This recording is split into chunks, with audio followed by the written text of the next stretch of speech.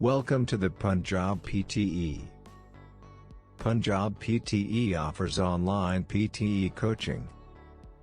We also offer one-to-one online coaching. To get more info, please contact us on punjabpte@gmail.com, or you can send us WhatsApp or Telegram message on given number.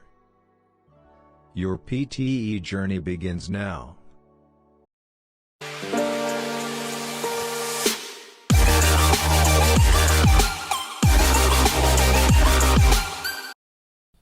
ਅੱਜ ਅਸੀਂ ਗੱਲ ਕਰਾਂਗੇ retail lecture ਬਾਰੇ, ਜੋ ਕਿ PT ਦੇ test and speaking section the 4th question ਹੈ। PT ਦੇ ਟੈਸਟ ਵਿੱਚ ਤੁਹਾਨੂੰ ਰੀਟੇਲ ਲੈਕਚਰ ਦੇ 3 ਤੋਂ 4 ਕੁਐਸਚਨਸ ਆਉਂਦੇ ਨੇ, ਔਰ ਇਹ ਟਾਸਕ ਕੰਟਰੀਬਿਊਟ ਕਰਦਾ ਸਾਡੇ ਸਪੀਕਿੰਗ ਐਂਡ ਲਿਸਨਿੰਗ ਸਕੋਰਸ ਦੇ ਵਿੱਚ। ਇਹ ਟਾਸਕ ਸਟਾਰਟ ਹੋਣ ਦੇ 3 ਸੈਕਿੰਡ ਬਾਅਦ ਤੁਸੀਂ ਇੱਕ ਆਡੀਓ ਸੁਣਦੇ ਹੋ। ਮੀਨਸ ਕਿ ਜਿਹੜਾ 3 ਸੈਕਿੰਡ ਦਾ ਗੈਪ ਹੈ, ਇਹ ਤੁਹਾਨੂੰ ਰੀਟੇਲ ਲੈਕਚਰ ਦੇ ਹਰ ਇੱਕ ਕੁਐਸਚਨ ਤੋਂ ਪਹਿਲਾਂ ਮਿਲੇਗਾ। ਉਸ ਆਡੀਓ ਵਿੱਚ ਤੁਸੀਂ ਇੱਕ ਲੈਕਚਰ ਸੁਣਦੇ ਹੋ, ਜਿਸ ਦੇ ਨਾਲ ਇੱਕ ਇਮੇਜ ਵੀ ਦਿੱਤੀ ਹੁੰਦੀ ਹੈ, ਔਰ ਸਮਟਾਈਮ ਇੱਕ ਵੀਡੀਓ ਵੀ ਚੱਲਦੀ ਹੈ ਸਾਈਡ ਬਾਏ ਸਾਈਡ। ਔਰ ਉਸ ਲੈਕਚਰ ਦੀ ਜਿਹੜੀ ਲੈਂਥ ਹੈ ਉਹ ਹੁੰਦੀ ਹੈ 50 to 90 ਸੈਕਿੰਡਸ। ਲੈਕਚਰ ਖਤਮ ਹੋਣ ਤੋਂ ਬਾਅਦ ਤੁਹਾਨੂੰ 10 ਸੈਕਿੰਡ ਦਾ ਗੈਪ ਮਿਲਦਾ ਹੈ। ਮੀਨਸ 10 ਸੈਕਿੰਡ ਮਿਲਦੇ ਨੇ ਤੁਹਾਨੂੰ ਪ੍ਰੈਪਰੇਸ਼ਨ ਕਰਨ ਲਈ। 10 ਸੈਕਿੰਡ ਬਾਅਦ ਤੁਹਾਡੀ ਰਿਕਾਰਡਿੰਗ ਸਟਾਰਟ ਹੋ ਜਾਂਦੀ ਹੈ। ਉਸ ਰਿਕਾਰਡਿੰਗ ਵਿੱਚ ਤੁਸੀਂ ਜਿਹੜਾ ਲੈਕਚਰ ਸੁਣਿਆ ਉਹਨੂੰ ਆਪਣੇ ਵਰਡਸ ਦੇ ਵਿੱਚ ਦੁਬਾਰਾ ਬੋਲਣਾ ਹੁੰਦਾ, ਔਰ ਜਿਹੜਾ ਰਿਕਾਰਡਰ ਹੈ ਉਹ ਚੱਲਦਾ 40 ਸੈਕਿੰਡਸ ਲਈ। ਮੀਨਸ ਕਿ ਜਿਹੜਾ ਤੁਹਾਡਾ ਆਨਸਰ ਹੈ ਉਹਨੂੰ ਤੁਸੀਂ 40 ਸੈਕਿੰਡਸ ਦੇ ਅੰਦਰ ਅੰਦਰ ਦੇਣਾ ਹੁੰਦਾ। ਔਰ ਇਹ ਜਿਹੜਾ ਟਾਸਕ ਹੈ, ਇਹਦਾ ਆਨਸਰ ਅਸੀਂ ਬੋਲ ਕੇ ਦਿੰਦੇ ਹਾਂ। ਸੋ ਦੈਟਸ ਵਾਈ ਇਹ ਕੰਟਰੀਬਿਊਟ ਕਰਦਾ ਸਾਡੇ ਸਪੀਕਿੰਗ ਸਕੋਰਸ ਦੇ ਵਿੱਚ। ਔਰ ਜਿਹੜਾ ਸਾਡਾ ਆਨਸਰ ਹੈ ਉਹ ਬੇਸਡ ਹੁੰਦਾ ਇੱਕ ਰਿਕਾਰਡਿੰਗ 'ਤੇ, ਜਿਹੜੀ ਕਿ ਅਸੀਂ ਸੁਣਦੇ ਹਾਂ। ਸੋ ਦੈਟਸ ਵਾਈ ਇਹ ਕੰਟਰੀਬਿਊਟ ਕਰਦਾ ਸਾਡੇ ਲਿਸਨਿੰਗ ਸਕੋਰਸ ਦੇ ਵਿੱਚ। ਹੁਣ ਅਸੀਂ ਗੱਲ ਕਰਾਂਗੇ ਰੀਟੇਲ ਲੈਕਚਰ ਦੀ ਸਕੋਰਿੰਗ ਬਾਰੇ। ਪੀਟੀ ਦੇ most of the speaking task ਵਾਂਗੂ ਇਸ ਟਾਸਕ ਦੀ ਵੀ ਜਿਹੜੀ ਸਕੋਰਿੰਗ ਹੈ ਉਹ ਬੇਸਡ ਹੈ 3 ਫੈਕਟਰਸ 'ਤੇ, ਜੋ ਕਿ ਨੇ content, pronunciation and oral fluency. ਸਭ ਤੋਂ ਪਹਿਲਾਂ ਅਸੀਂ ਗੱਲ ਕਰਾਂਗੇ ਕੰਟੈਂਟ ਦੇ ਬਾਰੇ। ਕੰਟੈਂਟ ਦੇ ਜਿਹੜੇ ਮਾਰਕਸ ਨੇ ਉਹ ਵੈਰੀ ਕਰਦੇ ਨੇ 0 to 5। ਮੀਨਸ ਆਪਾਂ ਕੰਟੈਂਟ ਦੇ ਮੈਕਸਿਮਮ 5 ਮਾਰਕਸ ਅਚੀਵ ਕਰ ਸਕਦੇ ਹਾਂ। ਔਰ ਅਸੀਂ ਕਿੱਦਾਂ ਅਚੀਵ ਕਰਾਂਗੇ? ਜਿਹੜਾ ਇਸ ਕੁਐਸਚਨ ਦਾ ਆਨਸਰ ਹੈ, ਜਿਹੜਾ ਅਸੀਂ ਆਨਸਰ ਦਿੰਦੇ ਹਾਂ, ਉਹ ਰੈਲੇਵੈਂਟ ਹੋਣਾ ਚਾਹੀਦਾ ਉਸ ਲੈਕਚਰ ਨਾਲ। ਜਿੱਦਾਂ ਕਿ ਮੈਂ ਤੁਹਾਨੂੰ ਪਹਿਲਾਂ ਵੀ ਦੱਸਿਆ ਕਿ ਇਸ ਟਾਸਕ 'ਚ ਤੁਸੀਂ ਇੱਕ ਲੈਕਚਰ ਸੁਣਦੇ ਹੋ, ਔਰ ਰਿਕਾਰਡਿੰਗ ਸਟਾਰਟ ਹੁੰਦੇ ਹੋ ਉਸ ਲੈਕਚਰ ਨੂੰ ਆਪਣੇ ਵਰਡਸ 'ਚ ਦੁਬਾਰਾ ਬੋਲਦੇ ਹੋ। ਸੋ ਜਿਹੜੀ ਇਨਫੋਰਮੇਸ਼ਨ ਅਸੀਂ ਪ੍ਰੋਵਾਈਡ ਕਰਾਂਗੇ ਉਸ ਰਿਕਾਰਡਿੰਗ 'ਚ, ਉਹ ਰੈਲੇਵੈਂਟ ਹੋਣੀ ਚਾਹੀਦੀ ਹੈ ਲੈਕਚਰ ਨਾਲ। ਅਸੀਂ ਇਰਰੈਲੇਵੈਂਟ ਇਨਫੋਰਮੇਸ਼ਨ ਨਹੀਂ ਦੇ ਸਕਦੇ। ਸੈਕਿੰਡ ਹੈ ਕਿ ਜਿਹੜਾ ਮੇਨ ਆਈਡੀਆ ਹੈ ਉਸ ਲੈਕਚਰ ਦਾ, ਉਹ ਅਸੀਂ ਜ਼ਰੂਰ ਕਵਰ ਕਰਨਾ ਹੈ। ਫੋਰ ਐਗਜ਼ਾਮਪਲ ਉਹ ਲੈਕਚਰ ਪੋਲਿਊਸ਼ਨ 'ਤੇ ਦੇ ਰਿਹਾ, ਸੋ ਅਸੀਂ ਪੋਲਿਊਸ਼ਨ ਬਾਰੇ ਗੱਲ ਜ਼ਰੂਰ ਕਰਨੀ ਹੈ। ਮਤਲਬ ਮੇਨ ਟੌਪਿਕ ਬਾਰੇ ਅਸੀਂ ਜਿਹੜੀ ਇਨਫੋਰਮੇਸ਼ਨ ਹੈ ਉਹ ਜ਼ਰੂਰ ਪ੍ਰੋਵਾਈਡ ਕਰਨੀ ਹੈ। ਸੈਕਿੰਡ ਹੈ ਜੀ, ਅਸੀਂ ਸਾਰੇ ਦੇ ਸਾਰੇ ਕੀ ਪੁਆਇੰਟਸ ਨੂੰ ਜ਼ਰੂਰ ਕਵਰ ਕਰਨਾ ਹੈ। ਸਮਟਾਈਮਸ ਅਸੀਂ ਸਾਰੇ ਕਵਰ ਨਹੀਂ ਕਰ ਪਾਉਂਦੇ ਕਿਉਂਕਿ ਲੈਕਚਰ ਟੂ ਬਿਗ ਹੁੰਦਾ। ਸੋ ਅਸੀਂ ਕੀ ਪੁਆਇੰਟਸ, ਜਿਹੜੇ ਮੇਨ ਕੀ ਪੁਆਇੰਟਸ ਨੇ, ਉਹ ਆਪਾਂ ਜ਼ਰੂਰ ਕਵਰ ਕਰਨੇ ਨੇ। ਸੈਕਿੰਡ ਅਸੀਂ ਗੱਲ ਕਰਾਂਗੇ ਪ੍ਰੋਨਾਂਸੀਏਸ਼ਨ ਦੇ ਬਾਰੇ। ਜਿਹੜੀ ਸਾਡੀ ਪ੍ਰੋਨਾਂਸੀਏਸ਼ਨ ਹੈ ਉਹਦੇ ਵੀ ਮਾਰਕਸ ਵੈਰੀ ਕਰਦੇ ਨੇ 0 to 5। ਹੁਣ ਇਹਦੇ ਆਪਾਂ ਮੈਕਸਿਮਮ 5 ਮਾਰਕਸ ਕਿਵੇਂ ਅਚੀਵ ਕਰ ਸਕਦੇ ਹਾਂ? ਜਿਹੜੀ ਸਾਡੀ ਪ੍ਰੋਨਾਂਸੀਏਸ਼ਨ ਹੈ ਉਹ ਬਿਲਕੁਲ ਕਰੈਕਟ ਹੋਣੀ ਚਾਹੀਦੀ ਹੈ। ਔਰ ਪ੍ਰੋਨਾਂਸੀਏਸ਼ਨ ਤੋਂ ਮੇਰਾ ਮਤਲਬ ਐਕਸੈਂਟ ਬਿਲਕੁਲ ਵੀ ਨਹੀਂ ਹੈ, ਕਿਉਂਕਿ ਮੋਸਟ ਆਫ ਦਾ ਸਟੂਡੈਂਟਸ ਨੂੰ ਲੱਗਦਾ ਹੈ ਕਿ ਜੇਕਰ ਸਾਡਾ ਐਕਸੈਂਟ ਬ੍ਰਿਟਿਸ਼, ਆਸਟ੍ਰੇਲੀਅਨ ਜਾਂ ਅਮੈਰੀਕਨ ਹੋਏਗਾ ਤਾਂ ਸਾਨੂੰ ਪ੍ਰੋਨਾਂਸੀਏਸ਼ਨ ਜਾਂ ਸਪੀਕਿੰਗ ਦੇ ਜ਼ਿਆਦਾ ਮਾਰਕਸ ਮਿਲਣਗੇ। ਬਟ ਕੰਪਿਊਟਰ ਨੋਜ਼ ਕਿ ਜਿਹੜਾ ਟੈਸਟ ਟੇਕਰ ਹੈ ਉਹ ਨੇਟਿਵ ਸਪੀਕਰ ਨਹੀਂ ਹੈ, ਕਿਉਂਕਿ ਇਹ ਟੈਸਟ ਬਣਿਆ ਹੀ ਨੋਨ ਨੇਟਿਵ ਸਪੀਕਰ ਲਈ ਹੈ। ਸੋ ਉਸ ਨੂੰ ਐਕਸੈਂਟ ਦਾ ਪਤਾ ਹੁੰਦਾ ਹੈ। ਸੋ ਸਾਨੂੰ ਐਕਸੈਂਟ 'ਤੇ ਜ਼ਿਆਦਾ ਧਿਆਨ ਦੇਣ ਦੀ ਕੋਈ ਜ਼ਰੂਰਤ ਨਹੀਂ। ਅਸੀਂ ਜਿਹੜਾ ਮੇਨ ਫੋਕਸ ਹੈ ਉਹ ਪ੍ਰੋਨਾਂਸੀਏਸ਼ਨ 'ਤੇ ਰੱਖਣਾ ਹੈ, ਕਿਉਂਕਿ ਜੇ ਸਾਡੀ ਪ੍ਰੋਨਾਂਸੀਏਸ਼ਨ ਗਲਤ ਹੋਏਗੀ ਤਾਂ ਕੰਪਿਊਟਰ ਉਸ ਵਰਡ ਨੂੰ ਅੰਡਰਸਟੈਂਡ ਨਹੀਂ ਕਰ ਪਾਏਗਾ। ਜੇਕਰ ਉਹ ਅੰਡਰਸਟੈਂਡ ਨਹੀਂ ਕਰ ਪਾਏਗਾ ਤਾਂ ਮੀਨਸ ਕਿ ਉਸ ਨੂੰ ਇੱਦਾਂ ਲੱਗੇਗਾ ਕਿ ਕੰਟੈਂਟ ਹੀ ਕਵਰ ਨਹੀਂ ਹੋਇਆ। ਜੇਕਰ ਕੰਟੈਂਟ ਹੀ ਨਹੀਂ ਕਵਰ ਹੋਏਗਾ ਤਾਂ ਸਾਨੂੰ ਲਿਸਨਿੰਗਸ ਦੇ ਵਿੱਚ ਵਧੀਆ ਮਾਰਕਸ ਨਹੀਂ ਮਿਲਣਗੇ। ਸੋ ਇਸ ਕਰਕੇ ਸਾਡੀ ਜਿਹੜੀ ਪ੍ਰੋਨਾਂਸੀਏਸ਼ਨ ਹੈ ਉਹ ਕਰੈਕਟ ਹੋਣੀ ਚਾਹੀਦੀ ਹੈ। ਨੈਕਸਟ ਹੈ ਜੀ ਔਰਲ ਫਲੂਐਂਸੀ। ਔਰਲ ਫਲੂਐਂਸੀ ਦੇ ਜਿਹੜੇ ਮਾਰਕਸ ਨੇ ਉਹ ਵੀ ਵੈਰੀ ਕਰਦੇ ਨੇ 0 to 5। ਔਰ ਮੈਕਸਿਮਮ 5 ਮਾਰਕਸ ਅਚੀਵ ਕਰਨ ਲਈ ਜਿਹੜੀ ਸਾਡੀ ਬੋਲਣ ਦੀ ਸਪੀਡ ਹੈ ਮੀਨਸ ਪੇਸ ਹੈ ਉਹ ਪਰਫੈਕਟ ਹੋਣੀ ਚਾਹੀਦੀ ਹੈ। ਉਹ ਨਾ ਤਾਂ ਜ਼ਿਆਦਾ ਫਾਸਟ ਹੋਣੀ ਚਾਹੀਦੀ ਹੈ ਔਰ ਨਾ ਹੀ ਜ਼ਿਆਦਾ ਸਲੋ ਹੋਣੀ ਚਾਹੀਦੀ ਹੈ। ਔਰ ਜਿਹੜੀ ਅਸੀਂ ਉਹ ਪੇਸ ਹੈ ਉਹ ਮੇਨਟੇਨ ਕਰਕੇ ਰੱਖਣੀ ਹੈ ਥਰੂ ਆਊਟ ਦਾ ਆਨਸਰ, ਤਾਂ ਕਿ ਜਿਹੜੀ ਸਾਡੀ ਰਿਦਮ ਹੈ ਉਹ ਪਰਫੈਕਟ ਆ ਸਕੇ। ਔਰ ਜਿਹੜੀ ਸਾਡੀ ਇੰਟੋਨੇਸ਼ਨ ਹੈ ਉਹ ਵੀ ਕੌਂਸਟੈਂਟ ਹੋਣੀ ਚਾਹੀਦੀ ਹੈ, ਮੀਨਸ ਕਿ ਜਿਹੜੀ ਸਾਡੀ ਪਿਚ ਹੈ ਬੋਲਣ ਦੀ ਉਹ ਵੀ ਕੌਂਸਟੈਂਟ ਹੋਣੀ ਚਾਹੀਦੀ ਹੈ। ਔਰ ਜੇਕਰ ਬੋਲਦੇ ਸਮੇਂ ਸਾਡੇ ਕੋਲ ਕੋਈ ਗਲਤੀ ਹੋ ਜਾਂਦੀ ਹੈ ਤਾਂ ਅਸੀਂ ਉਸ ਸੈਂਟੈਂਸ ਨੂੰ ਜਾਂ ਉਸ ਵਰਡ ਨੂੰ ਦੁਬਾਰਾ ਨਹੀਂ ਬੋਲਣਾ, ਅਸੀਂ ਕੋਈ ਰੈਪੀਟੇਸ਼ਨ ਨਹੀਂ ਕਰਨੀ। ਔਰ ਮੋਸਟ ਇੰਪੋਰਟੈਂਟ ਹੈ ਕਿ ਬੋਲਦੇ ਟਾਈਮ ਅਸੀਂ ਹੈਜ਼ੀਟੇਟ ਬਿਲਕੁਲ ਨਹੀਂ ਹੋਣਾ। ਜੇਕਰ ਸਾਡੇ ਕੋਲ ਜ਼ਿਆਦਾ ਇਨਫੋਰਮੇਸ਼ਨ ਨਹੀਂ ਵੀ ਹੈਗੀ ਸਟਿਲ ਆਪਾਂ ਹੈਜ਼ੀਟੇਟ ਨਹੀਂ ਕਰਨਾ, ਕਿਉਂਕਿ ਉਸ ਦੇ ਨਾਲ ਕੀ ਹੋਏਗਾ ਕਿ ਕੰਟੈਂਟ ਦੇ ਨੰਬਰ ਤਾਂ ਆਪਾਂ ਗਵਾਵਾਂਗੇ ਹੀ। ਕੰਟੈਂਟ ਨਾਲ ਜਿੱਦਾਂ ਕਿ ਸਾਡੇ ਲਿਸਨਿੰਗ ਦੇ ਮਾਰਕਸ ਡਾਊਨ ਜਾਂਦੇ ਨੇ ਉਹ ਤਾਂ ਜਾਣਗੇ ਹੀ, ਪਲੱਸ ਸਾਡੇ ਸਪੀਕਿੰਗ 'ਚੋਂ ਮਾਰਕਸ ਵੀ ਥੱਲੇ ਜਾਣਗੇ। ਸੋ ਆਪਾਂ ਇਸ ਵਿੱਚ ਹੈਜ਼ੀਟੇਟ ਬਿਲਕੁਲ ਨਹੀਂ ਕਰਨਾ। ਹੁਣ ਅਸੀਂ ਗੱਲ ਕਰਾਂਗੇ ਸਟ੍ਰੈਟਜੀਜ਼ ਦੀ, ਜਿਸ ਨੂੰ ਯੂਜ਼ ਕਰਕੇ ਤੁਸੀਂ ਇਸ ਟਾਸਕ ਨੂੰ ਈਜ਼ੀਲੀ ਅਤੇ ਔਰਗਨਾਈਜ਼ਡ ਵੇ ਵਿੱਚ ਕਰ ਸਕਦੇ ਹੋ। ਜਿੱਦਾਂ ਕਿ ਮੈਂ ਤੁਹਾਨੂੰ ਪਹਿਲਾਂ ਵੀ ਦੱਸਿਆ ਕਿ ਇਸ ਟਾਸਕ ਵਿੱਚ ਤੁਸੀਂ ਇੱਕ ਲੈਕਚਰ ਸੁਣਦੇ ਹੋ ਔਰ ਉਹ ਲੈਕਚਰ ਸਟਾਰਟ ਹੋਣ ਤੋਂ ਪਹਿਲਾਂ ਤੁਹਾਨੂੰ 3 ਸੈਕਿੰਡ ਦਾ ਗੈਪ ਮਿਲਦਾ ਹੈ।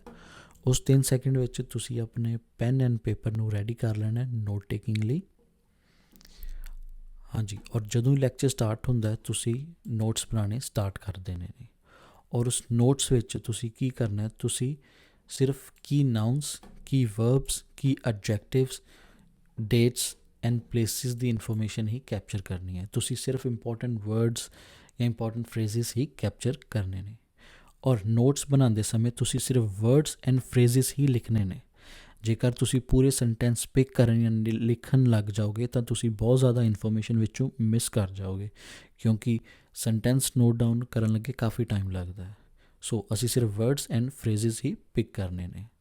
ਐਂਡ ਮੇਕ ਸ਼ੋਰ ਕਿ ਜਿਹੜੇ ਤੁਹਾਡੇ ਨੋਟਸ ਨੇ ਉਹ ਬਹੁਤ ਹੀ ਕਲੀਨ ਐਂਡ ਟਾਈਡੀ ਹੋਣ, ਤਾਂ ਕਿ ਜਦੋਂ ਸਪੀਕਿੰਗ ਦਾ ਟਾਈਮ ਆਵੇ ਤਾਂ ਤੁਸੀਂ ਉਸਨੂੰ ਈਜ਼ੀਲੀ ਅੰਡਰਸਟੈਂਡ ਕਰ ਸਕੋ। ਹਾਂਜੀ, ਔਰ ਜਦੋਂ ਲੈਕਚਰ ਫਿਨਿਸ਼ ਹੁੰਦਾ ਹੈ ਤੁਹਾਨੂੰ 10 ਸੈਕਿੰਡ ਦਾ ਪ੍ਰੈਪਰੇਸ਼ਨ ਟਾਈਮ ਮਿਲਦਾ ਹੈ। ਉਸ 10 ਸੈਕਿੰਡ ਵਿੱਚ ਤੁਸੀਂ ਨੋਟਸ ਵੱਲ ਨਹੀਂ ਦੇਖਣਾ, just take it deep breath and get ready for the speaking. ਤੁਸੀਂ ਸਿਰਫ ਆਪਣੇ ਆਪ ਨੂੰ ਸਪੀਕਿੰਗ ਲਈ ਰੈਡੀ ਕਰਨਾ ਹੈ, ਤੁਸੀਂ ਨੋਟਸ ਵੱਲ ਬਾਰ-ਬਾਰ ਨਹੀਂ ਦੇਖਣਾ। ਹਾਂਜੀ, ਹੁਣ ਅਸੀਂ ਰੀਟਨ ਲੈਕਚਰ ਦੀ ਇੱਕ ਐਗਜ਼ਾਮਪਲ ਦੇਖਾਂਗੇ। ਉਸ ਤੋਂ ਪਹਿਲਾਂ ਮੈਂ ਤੁਹਾਨੂੰ ਇਹ ਦੱਸਾਂਗਾ ਕਿ ਆਪਾਂ ਇਸ ਟਾਸਕ ਵਿੱਚ ਨੋਟਸ ਕਿਵੇਂ ਲੈਣੇ ਨੇ। ਮੈਂ ਤੁਹਾਨੂੰ ਨੋਟ ਟੇਕਿੰਗ ਦਾ ਇੱਕ ਤਰੀਕਾ ਦੱਸਾਂਗਾ ਜਿਸ ਦੀ ਹੈਲਪ ਨਾਲ ਤੁਸੀਂ ਆਪਣੇ ਨੋਟਸ ਵਿੱਚ ਲੈਕਚਰ ਵਿੱਚੋਂ ਜ਼ਿਆਦਾ ਤੋਂ ਜ਼ਿਆਦਾ ਇਨਫੋਰਮੇਸ਼ਨ ਕੈਪਚਰ ਕਰ ਸਕੋਗੇ। ਨੋਟਸ ਇਸ ਟਾਸਕ ਵਿੱਚ ਬਹੁਤ ਹੀ ਜ਼ਿਆਦਾ ਇੰਪੋਰਟੈਂਟ ਨੇ, ਕਿਉਂਕਿ ਜਿੰਨਾ ਜ਼ਿਆਦਾ ਅਸੀਂ ਕੰਟੈਂਟ ਕਵਰ ਕਰਾਂਗੇ ਉਨੇ ਜ਼ਿਆਦਾ ਸਾਡੇ ਲਿਸਨਿੰਗ ਦੇ ਮਾਰਕਸ ਬੈਟਰ ਆਉਣਗੇ। ਸੋ ਨੋਟ ਟੇਕਿੰਗ ਇਸ ਦੇ ਵਿੱਚ ਬਹੁਤ ਇੰਪੋਰਟੈਂਟ ਹੈ। ਸਭ ਤੋਂ ਜ਼ਰੂਰੀ ਚੀਜ਼ ਕਿ ਆਪਾਂ ਜਿਹੜੇ ਨੋਟਸ ਲੈਣੇ ਨੇ ਉਹ ਆਪਾਂ ਵਰਟੀਕਲੀ ਲੈਣੇ ਨੇ, ਮੀਨਸ ਕਿ ਜਿਹੜੇ ਆਪਾਂ ਵਰਡਸ ਜਾਂ ਫਰੇਜ਼ਿਸ ਲਿਖਣੇ ਨੇ ਉਹ ਆਪਾਂ ਵਰਟੀਕਲੀ ਲਿਖਣੇ ਨੇ। ਇੱਦਾਂ ਕਿਉਂ ਕਰਨਾ ਉਹ ਮੈਂ ਤੁਹਾਨੂੰ ਅੱਗੇ ਚੱਲ ਕੇ ਦੱਸਾਂਗਾ।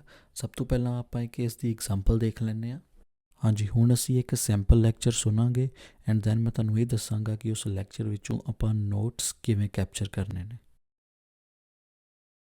It's time for this young loggerhead turtle to go to work. We can tether turtles in these little cloth harnesses, put them into this tank and dull swimming place. University of North Carolina biologist Ken Lemon studies sea turtles that are programmed from birth for an extraordinary journey from other turtles. The eggs on the beach and then return to the sea, and the eggs hatch about 50 to 60 days later. Support for the National Science Foundation. Lemon is learning how these reptiles use the Earth's magnetic field to navigate a 5 to 10-year journey around the Atlantic Ocean. The turtles seem to inherit a set of responses that tell them what to do when they encounter specific magnetic fields at particular locations. This animal magnetism can be a lifesaver. One field off Portugal triggers the turtles to turn south. If they don't, they likely die. Swept into frigid North Atlantic waters is one lab test. Turtles responded to magnetic fields similar to what they would encounter off the coast of Florida. The great majority of them turned southeast. This is an exciting finding because southeasterly orientation in this part of the world would presumably take turtles further into the Gulf Stream. So, the turtles actually have what might be considered a crude global positioning system that is based on the Earth magnetic field. And check out this experiment. These turtle moves may look at. The turtles will actually act out their swimming behavior in air. but this wave simulator recreates the first environmental cue hatchling turtles respond to. Answer: swimming into waves is a highly reliable trick that the turtles use to guide themselves offshore. ਸੋ ਇਹ ਸੀ ਜੀ sample audio lecture. ਹੁਣ ਮੈਂ ਤੁਹਾਨੂੰ ਦੱਸਾਂਗਾ ਕਿ ਮੈਂ ਇਸ task ਵਿੱਚੋਂ ਨੋਟਸ ਕਿਵੇਂ ਕੈਪਚਰ ਕੀਤੇ ਨੇ ਔਰ ਨੋਟ ਟੇਕਿੰਗ ਦੀ ਟੈਕਨੀਕ ਕੀ ਹੈ।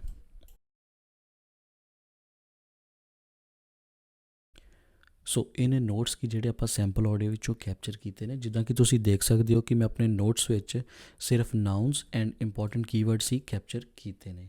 ਮੈਂ ਪੂਰੇ ਦੇ ਪੂਰੇ ਸੈਂਟੈਂਸਿਸ ਜਾਂ ਆਕਸਿਲਰੀ ਵਰਬਸ ਕੈਪਚਰ ਨਹੀਂ ਕੀਤੇ। ਐਂਡ ਜਿਹੜਾ ਸਾਡਾ ਨੋਟ ਟੇਕਿੰਗ ਦਾ ਫਾਰਮੈਟ ਹੈ, ਆਪਾਂ ਸਿਰਫ ਵਰਡਸ ਐਂਡ ਫਰੇਜ਼ਿਸ ਹੀ ਕੈਪਚਰ ਕਰਨੇ ਨੇ। ਪੂਰੇ ਦੇ ਪੂਰੇ ਸੈਂਟੈਂਸਿਸ ਨਹੀਂ ਲਿਖਣੇ ਕਿਉਂਕਿ ਉਹ ਟਾਈਮ ਜ਼ਿਆਦਾ ਲੈ ਲੈਂਦੇ ਨੇ, ਅਤੇ ਜੇਕਰ ਅਸੀਂ ਪੂਰੇ ਦੇ ਪੂਰੇ ਸੈਂਟੈਂਸ ਲਿਖਣ ਵਿੱਚ ਆਪਣਾ ਟਾਈਮ ਗਵਾ ਦੇਵਾਂਗੇ ਤਾਂ ਬਹੁਤ ਸਾਰੀ ਇੰਪੋਰਟੈਂਟ ਇਨਫੋਰਮੇਸ਼ਨ ਮਿਸ ਕਰ ਦਿਆਂਗੇ।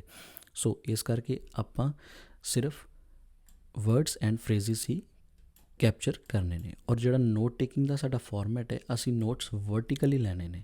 ਕਿਉਂਕਿ ਸਪੀਕਿੰਗ ਟਾਈਮ ਇਹ ਸਾਡੇ ਲਈ ਈਜ਼ੀ ਰਹਿੰਦਾ ਹੈ, ਕਿਉਂਕਿ ਸਾਨੂੰ ਪਤਾ ਹੁੰਦਾ ਕਿ ਸਟਾਰਟਿੰਗ ਇਨਫੋਰਮੇਸ਼ਨ ਕੀ ਹੈ, ਮਿਡਲ ਵਿੱਚ ਕੀ ਹੈ ਔਰ ਆਪਾਂ ਕਨਕਲੂਡ ਕੀ ਕਰ ਰਹੇ ਹਾਂ। ਸੋ ਸਾਨੂੰ ਈਜ਼ੀ ਰਹਿੰਦਾ ਹੈ, ਇਸ ਕਰਕੇ ਆਪਾਂ ਜਿਹੜੇ ਨੋਟਸ ਨੇ ਉਹ ਵਰਟੀਕਲੀ ਲੈਣੇ ਨੇ।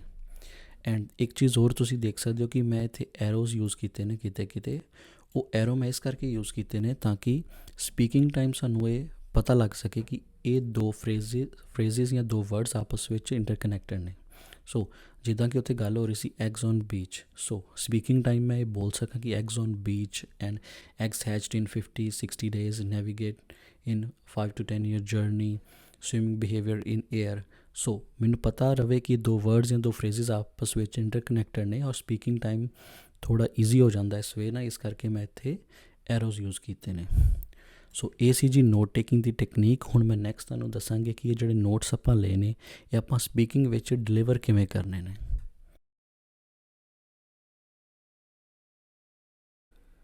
ਹਾਂਜੀ, ਹੁਣ ਅਸੀਂ ਗੱਲ ਕਰਾਂਗੇ ਰੀਟੇਲ ਲੈਕਚਰ ਦੇ ਫਿਕਸ ਸਟਰਕਚਰ ਬਾਰੇ। ਸੋ ਇਹ ਜਿਹੜਾ ਸਟਰਕਚਰ ਹੈ ਇਹ ਤੁਸੀਂ ਰੀਟੇਲ ਲੈਕਚਰ ਦੇ ਹਰ ਇੱਕ ਕੁਐਸਚਨ 'ਚ ਯੂਜ਼ ਕਰ ਸਕਦੇ ਹੋ। ਮੀਨਸ ਕਿ ਇਹ ਜਿਹੜਾ ਸਟਰਕਚਰ ਹੈ ਇਹ ਹਰ ਇੱਕ ਕੁਐਸਚਨ ਵਿੱਚ ਸੇਮ ਰਹੇਗਾ। ਇਹ ਜਿਹੜੀਆਂ ਲਾਈਨਸ ਨੇ ਇਹ ਰੀਟੇਲ ਲੈਕਚਰ ਦੇ ਹਰ ਇੱਕ ਕੁਐਸਚਨ ਦੇ ਵਿੱਚ ਸੇਮ ਰਹਿਣਗੀਆਂ। ਸਿਰਫ ਜਿਹੜੀ ਆਪਾਂ ਇਨਫੋਰਮੇਸ਼ਨ ਇਸ ਬਲੈਂਕਸ ਵਿੱਚ ਬੋਲਣੀ ਹੈ ਉਹ ਚੇਂਜ ਹੋਏਗੀ ਓਬਵੀਅਸਲੀ, ਕਿਉਂਕਿ ਹਰ ਇੱਕ ਆਡੀਓ ਡਿਫਰੈਂਟ ਹੋਏਗੀ। ਸੋ ਸਿਰਫ ਉਹ ਇਨਫੋਰਮੇਸ਼ਨ ਚੇਂਜ ਹੋਏਗੀ, ਰੈਸਟ ਜਿਹੜੀਆਂ ਲਾਈਨਸ ਨੇ ਉਹ ਸੇਮ ਰਹਿਣਗੀਆਂ। ਸੋ ਜਿੱਦਾਂ ਕਿ ਤੁਸੀਂ ਦੇਖ ਸਕਦੇ ਹੋ ਕਿ ਇਸ ਫਿਕਸ ਸਟਰਕਚਰ ਵਿੱਚ 7 ਲਾਈਨਸ ਨੇ। ਸੋ ਜਿਹੜੀ ਸਭ ਤੋਂ ਪਹਿਲੀ ਲਾਈਨ ਹੈ, ਸਟਾਰਟਿੰਗ ਲਾਈਨ ਹੈ, ਇਹਦੇ ਵਿੱਚ ਆਪਾਂ ਉਸ ਲੈਕਚਰ ਦੀ ਇੰਟਰੋ ਜਾਂ ਟਾਈਟਲ ਜੋ ਜਿਸ ਬਾਰੇ ਉਹ ਲੈਕਚਰ ਹੈ ਉਹ ਦੱਸਾਂਗੇ। ਔਰ ਜਿਹੜੀ ਲਾਸਟ ਲਾਈਨ ਹੈ ਇਹਦੇ ਵਿੱਚ ਆਪਾਂ ਕਨਕਲੂਡ ਕਰਾਂਗੇ ਕਿ ਉਹ ਲੈਕਚਰ ਦਾ ਕਨਕਲੂਜਨ ਕੀ ਸੀ ਜਾਂ ਸਪੀਕਰ ਨੇ ਕਨਕਲੂਡ ਕੀ ਕੀਤਾ। ਸੋ ਇਹ ਜਿਹੜੀਆਂ ਲਾਈਨਸ ਨੇ ਇਹ ਪਹਿਲੇ ਨੰਬਰ ਵਾਲੀ ਲਾਈਨ ਔਰ ਲਾਸਟ ਨੰਬਰ ਵਾਲੀ ਲਾਈਨ ਇਹ ਆਪਾਂ ਇੱਦਾਂ ਹੀ ਰੱਖਾਂਗੇ। ਜਿਹੜੀਆਂ ਵਿੱਚ ਵਾਲੀਆਂ ਲਾਈਨਸ ਨੇ ਇਹ ਆਪਾਂ ਉੱਪਰ ਥੱਲੇ ਕਰ ਸਕਦੇ ਹਾਂ। ਸੋ ਜਿੱਦਾਂ ਕਿ ਸ਼ੀ ਆਲਸੋ ਹਾਈਲਾਈਟਡ, ਇਹਨੂੰ ਆਪਾਂ ਦੂਸਰੇ ਨੰਬਰ 'ਤੇ ਬੋਲ ਸਕਦੇ ਹਾਂ, ਜਾਂ ਸ਼ੀ ਟਾਕਡ ਅਬਾਊਟ ਇਹਨੂੰ ਆਪਾਂ ਇੱਥੇ ਬੋਲ ਸਕਦੇ ਹਾਂ। ਸੋ ਇਹ ਮੈਟਰ ਨਹੀਂ ਕਰਦਾ, but first line and last line ਇਹਦੀ ਜਿਹੜੀ ਪੋਜੀਸ਼ਨ ਹੈ ਫਿਕਸ ਰਹੇਗੀ। ਵਿੱਚ ਵਾਲੀਆਂ ਲਾਈਨਸ ਦੀ ਪੋਜੀਸ਼ਨ ਉੱਪਰ ਥੱਲੇ ਤੁਸੀਂ ਕਰ ਸਕਦੇ ਹੋ, ਬਟ ਇਹ ਸਟਰਕਚਰ ਜੇ ਤੁਸੀਂ ਯਾਦ ਕਰਨਾ ਚਾਹੁੰਦੇ ਹੋ ਤਾਂ ਯਾਦ ਵੀ ਕਰ ਸਕਦੇ ਹੋ, but it is very easy ਕਿਉਂਕਿ ਆਪਾਂ ਨੋਰਮਲ ਵਰਡਸ ਹੀ ਯੂਜ਼ ਕੀਤੇ ਨੇ, ਜਿਵੇਂ ਕਿ ਟਾਕਡ ਅਬਾਊਟ, ਮੈਂਸ਼ਨ, ਡਿਸਕਸਡ। ਉਹ ਤੁਸੀਂ ਆਪਣੇ ਹਿਸਾਬ ਨਾਲ ਉੱਪਰ ਥੱਲੇ ਵੀ ਕਰ ਸਕਦੇ ਹੋ। ਬਟ ਜੇਕਰ ਤੁਸੀਂ ਇਹ ਫਿਕਸ ਸਟਰਕਚਰ ਯੂਜ਼ ਕਰੋਗੇ ਤਾਂ ਤੁਹਾਡੀ ਸਪੀਕਿੰਗ ਵਿੱਚ ਬਹੁਤ ਹੈਲਪ ਹੋਏਗੀ, ਤੁਹਾਡੀ ਸਪੀਕਿੰਗ ਬਹੁਤ ਈਜ਼ੀਲੀ ਹੋ ਜਾਏਗੀ। ਸੋ ਇਹ ਸੀ ਜੀ ਫਿਕਸ ਸਟਰਕਚਰ ਜਿਹੜਾ ਕਿ ਆਪਾਂ ਰੀਟੇਲ ਲੈਕਚਰ ਦੇ ਹਰ ਇੱਕ ਕੁਐਸਚਨ ਵਿੱਚ ਯੂਜ਼ ਕਰ ਸਕਦੇ ਹਾਂ। ਅਤੇ ਆਪਾਂ ਕੀ ਕਰਨਾ ਹੈ ਕਿ ਜਿਹੜੇ ਆਪਾਂ ਨੋਟਸ ਲਏ ਸੀ ਉਹਨੂੰ ਇਸ ਫਿਕਸ ਸਟਰਕਚਰ ਵਿੱਚ ਫਿਟ ਕਰਨਾ। ਸੋ ਜਿੱਦਾਂ ਕਿ ਪਹਿਲੀ ਲਾਈਨ 'ਚ ਆਪਾਂ ਕਹਿ ਸਕਦੇ ਹਾਂ ਦ ਸਪੀਕਰ ਵਾਜ਼ ਡਿਸਕਸਿੰਗ ਲੌਗਰਹੈਡ ਟਰਟਲਸ। ਸੋ ਇਸ ਤਰੀਕੇ ਨਾਲ ਆਪਾਂ ਜਿਹੜੇ ਨੋਟਸ ਲਏ ਸੀ ਉਹ ਇਸ ਨੂੰ ਫਿਕਸ ਸਟਰਕਚਰ ਵਿੱਚ ਆਪਾਂ ਫਿਟ ਕਰ ਦੇਣੇ ਆ। ਸੋ ਹੁਣ ਜਿੱਦਾਂ ਜੇ ਆਪਾਂ ਇਸ ਨੋਟਸ ਨੂੰ ਫਿਕਸ ਸਟਰਕਚਰ ਵਿੱਚ ਫਿਟ ਕਰਦੇ ਹਾਂ ਤਾਂ ਸਾਡਾ ਐਂਡ ਰਿਜ਼ਲਟ ਕੀ ਆਉਂਦਾ ਉਹ ਮੈਂ ਤੁਹਾਨੂੰ ਹੁਣੇ ਸ਼ੋਅ ਕਰਨ ਜਾ ਰਿਹਾ। ਸੋ ਜੇਕਰ ਤੁਸੀਂ ਆਪਣੇ ਨੋਟਸ ਨੂੰ ਇੱਕ ਫਿਕਸ ਸਟਰਕਚਰ ਵਿੱਚ ਪੜ੍ਹੋਗੇ ਤਾਂ ਜਿਹੜਾ ਸਾਡਾ ਫਾਈਨਲ ਆਨਸਰ ਹੈ ਜਿਹੜਾ ਕਿ ਅਸੀਂ ਰਿਕਾਰਡ ਕਰਨਾ ਕੰਪਿਊਟਰ ਵਿੱਚ ਉਹ ਕੁਛ ਇਸ ਤਰ੍ਹਾਂ ਦਾ ਲੱਗੇਗਾ। ਸੋ ਵੰਸ ਅਗੇਨ ਤੁਸੀਂ ਕਰਨਾ ਕੀ ਹੈ ਕਿ ਤੁਸੀਂ ਜਿਹੜੇ ਨੋਟਸ ਲਏ ਨੇ ਉਹਨਾਂ ਨੂੰ ਵਰਟੀਕਲੀ ਪੜ੍ਹਨਾ ਹੈ। ਬਟ ਤੁਸੀਂ ਡਾਇਰੈਕਟਲੀ ਨੋਟਸ ਨਹੀਂ ਪੜ੍ਹਨੇ, ਉਹ ਨੋਟਸ ਨੂੰ ਇੱਕ ਫਿਕਸ ਸਟਰਕਚਰ ਵਿੱਚ ਪੜ੍ਹਨਾ ਜੋ ਕਿ ਸਟਰਕਚਰ ਮੈਂ ਤੁਹਾਨੂੰ ਇੱਥੇ ਦੱਸਿਆ ਹੋਇਆ। ਸੋ ਤੁਸੀਂ ਉਸ ਨੋਟਸ ਨੂੰ ਇੱਕ ਫਿਕਸ ਸਟਰਕਚਰ ਵਿੱਚ ਪੜ੍ਹਨਾ ਵਰਟੀਕਲੀ। ਸੋ ਆਪਾਂ ਉਸ ਨੋਟਸ ਨੂੰ ਕਿਵੇਂ ਪੜ੍ਹਨਾ ਹੈ? The speaker was discussing loggerhead turtle. She also talked about sea turtles are programmed from birth for an extraordinary journey. She also mentioned University of Carolina. Apart from discussing eggs on the beach, she also described how eggs hatched in 50 to 60 days. She not only talked about how these reptiles use Earth's magnetic field to navigate, but 5 to 10 year journey around Atlantic Ocean was also discussed in detail. She also highlighted National Science Foundation. To conclude, she suggested that turtles act out their swimming behavior in air. So, ਇਸ ਵੇ ਨਾਲ ਤੁਸੀਂ ਆਪਣੇ notes ਨੂੰ ਇੱਕ fix structure ਵਿੱਚ ਪੜ੍ਹ ਸਕਦੇ ਹੋ। ਸੋ ਜਦੋਂ ਤੁਹਾਡਾ PT ਦਾ ਟੈਸਟ ਹੋਏਗਾ, ਰੀਟਨ ਲੈਕਚਰ ਦਾ ਕੁਐਸਚਨ ਆਏਗਾ, ਤੁਸੀਂ ਜਿਹੜੇ ਨੋਟਸ ਲਏ ਹੋਣਗੇ ਉਹ ਤੁਹਾਡੇ ਸਾਹਮਣੇ ਹੋਣਗੇ। ਜਿਹੜਾ ਫਿਕਸ ਸਟਰਕਚਰ ਹੈ ਉਹ ਤੁਸੀਂ ਆਲਰੇਡੀ ਤੁਹਾਨੂੰ ਯਾਦ ਹੋਏਗਾ। ਤੁਸੀਂ ਕਰਨਾ ਕੀ ਹੈ ਕਿ ਸਿੰਪਲੀ ਆਪਣੀ ਜਿਹੜੀ ਕਾਪੀ ਹੈ ਉਹਦੇ ਤੋਂ ਨੋਟਸ ਨੂੰ ਵਰਟੀਕਲੀ ਪੜ੍ਹਨਾ ਇੱਕ ਫਿਕਸ ਸਟਰਕਚਰ ਵਿੱਚ, ਅਤੇ ਜਿਹੜਾ ਤੁਹਾਡਾ ਆਨਸਰ ਹੈ ਕੁਛ ਇਸ ਤਰ੍ਹਾਂ ਦਾ ਹੋਏਗਾ। ਐਂਡ ਸਭ ਤੋਂ ਵੱਡਾ ਕੁਐਸਚਨ ਜਿਹੜਾ ਸਟੂਡੈਂਟਸ ਦਾ ਇਸ ਟਾਸਕ ਵਿੱਚ ਆਉਂਦਾ ਉਹ ਇਹ ਕਿ ਜੇਕਰ ਉਹ ਜ਼ਿਆਦਾ ਨੋਟਸ ਨਹੀਂ ਲੈ ਪਾਉਂਦੇ, ਜੇਕਰ ਉਹਨਾਂ ਦਾ ਕੰਟੈਂਟ ਸਿਰਫ ਅਰਾਊਂਡ 25 ਸੈਕਿੰਡਸ ਜਾਂ 20 ਸੈਕਿੰਡਸ ਦਾ ਹੀ ਹੈ, ਤਾਂ ਕੀ ਉਹ ਨੈਕਸਟ ਪ੍ਰੈਸ ਕਰ ਦੇਣ ਆਪਣੇ ਆਨਸਰ ਤੋਂ ਬਾਅਦ? ਮੈਂ ਤੁਹਾਨੂੰ ਸੁਜੈਸਟ ਕਰਾਂਗਾ ਕਿ ਤੁਸੀਂ ਨੈਕਸਟ ਨਾ ਪ੍ਰੈਸ ਕਰੋ ਔਰ ਨਾ ਹੀ ਤੁਸੀਂ 25 ਸੈਕਿੰਡਸ ਤੋਂ ਬਾਅਦ ਚੁੱਪ ਕਰ ਜਾਓ, ਕਿਉਂਕਿ ਉਸ ਦੇ ਨਾਲ ਕੀ ਹੋਏਗਾ ਕਿ ਜਿਹੜਾ ਕੰਪਿਊਟਰ ਹੈ ਜਾਂ ਤਾਂ ਉਹ ਪੌਜ਼ਿਸ ਕੈਪਚਰ ਕਰ ਲਏਗਾ, ਜਾਂ ਫਿਰ ਜੇਕਰ ਤੁਸੀਂ ਬਹੁਤ ਜਲਦੀ ਫਿਨਿਸ਼ ਕਰ ਦਿੰਦੇ ਹੋ ਤਾਂ ਤੁਸੀਂ ਸਪੀਕਿੰਗ ਐਂਡ ਲਿਸਨਿੰਗ ਦੋਵਾਂ ਦੇ ਮਾਰਕਸ ਗਵਾਉਂਦੇ ਹੋ। ਸੋ ਇਸ ਵਿੱਚ ਤੁਸੀਂ ਕੀ ਕਰ ਸਕਦੇ ਹੋ, ਜਿਹੜਾ ਕਿ ਆਨਸਰ ਹੈ ਤੁਸੀਂ ਉਸ ਨੂੰ ਰਿਪੀਟ ਕਰ ਸਕਦੇ ਹੋ, ਤੁਸੀਂ ਉਹਨੂੰ ਦੁਬਾਰਾ ਬੋਲ ਸਕਦੇ ਹੋ। ਸੋ ਓਬਵੀਅਸਲੀ ਤੁਹਾਨੂੰ ਕੰਟੈਂਟ ਦੇ ਜ਼ਿਆਦਾ ਮਾਰਕਸ ਨਹੀਂ ਮਿਲਣਗੇ ਕਿਉਂਕਿ ਤੁਸੀਂ ਰਿਪੀਟ ਕਰ ਰਹੇ ਹੋ ਐਂਡ ਤੁਸੀਂ ਜ਼ਿਆਦਾ ਕੰਟੈਂਟ ਕਵਰ ਨਹੀਂ ਕੀਤਾ, ਬਟ ਐਟਲੀਸਟ ਅਸੀਂ ਪ੍ਰੋਨੰਸੀਏਸ਼ਨ ਐਂਡ ਓਰਲ ਫਲੂਐਂਸੀ ਦੇ ਨੰਬਰ ਬਚਾ ਸਕਦੇ ਹਾਂ। ਸੋ ਇਸ ਕਰਕੇ ਤੁਸੀਂ ਜੇਕਰ ਤੁਹਾਡਾ ਕੰਟੈਂਟ ਹੈ ਜਾਂ ਜਿਹੜਾ ਤੁਹਾਡਾ ਆਨਸਰ ਹੈ 20 to 25 ਸੈਕਿੰਡਸ ਦਾ ਹੈ, ਤਾਂ ਤੁਸੀਂ ਉਸ ਆਨਸਰ ਨੂੰ ਰਿਪੀਟ ਕਰ ਦਿਓ। ਸੋ ਇਹ ਸੀ ਜੀ ਨੋਟ ਟੇਕਿੰਗ ਦੀਆਂ ਟੈਕਨੀਕਸ ਅਤੇ ਰੀਟਨ ਲੈਕਚਰ ਦਾ ਫਿਕਸ ਸਟਰਕਚਰ, ਜਿਸ ਨੂੰ ਯੂਜ਼ ਕਰਕੇ ਤੁਸੀਂ ਇਸ ਟਾਸਕ ਨੂੰ ਈਜ਼ੀਲੀ ਕਰ ਸਕਦੇ ਹੋ।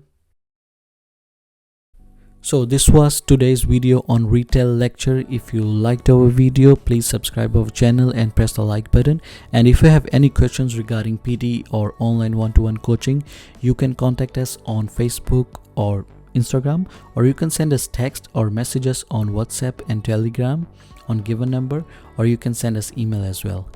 Thank you.